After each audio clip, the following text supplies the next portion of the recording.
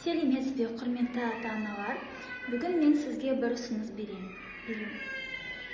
Егер балаңыз мерзімнен ерте туылса, немесе мерзімінде туылған, бірақ та дамуынан кешіксе, онда балаңызды еденге салыңыз. Яғни еденнің үстіне кілем жаясыз, кілемнің үстіне көрпе саласыз, көрпенің үстіне балаңызды арқасымен жатқызыңыз. Арқасымен жатқызғанда, содан кейін балаңыз сізді шақырғанда, үшінші рет шақырғанда ғана оған барасыз. Бірінші рет сізді шақырғанда сіз бармайсыз. Балаңыз сізге ренжіп, жылап, шаршап демалады. Содан кейін екінші әрекет жасайды, яғни екінші рет сізді шақырады. Сіз сол кезде де бармайсыз.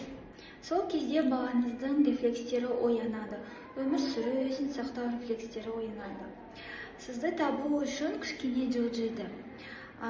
Иығымен, жанбасымен, аяғымен 1 сантиметрге болса да жылжиды. Кейбір балалар қолын созады.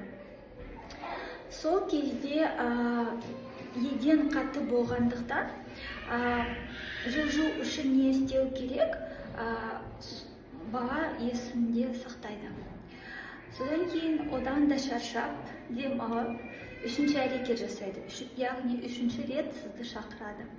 Үшінші рет сізді шақырғанда сіз оған барыңыз. Себебі ол кезде баланың қарны ашты, памперсті ауыстыру керек.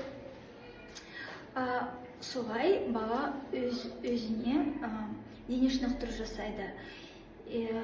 Солай баланың дамуы тезірек болады.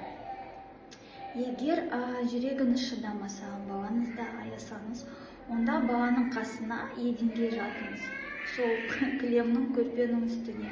Балаңыз сізді шақырғанда, сіз оған жылжығандай болып, бірақ та қолыңыздан келмейтіндей болып көрсетіңіз. Мысалы, келе жатырмын, бірақ та болмайды, көмектес маған, қолыңды бер деп, солай балаңызбен ойнайсыз. Сол ондай ұсыныс балаңыздың тезірек дамуына әсер етеді. Назарыңызға рахмет, сау болыңыз.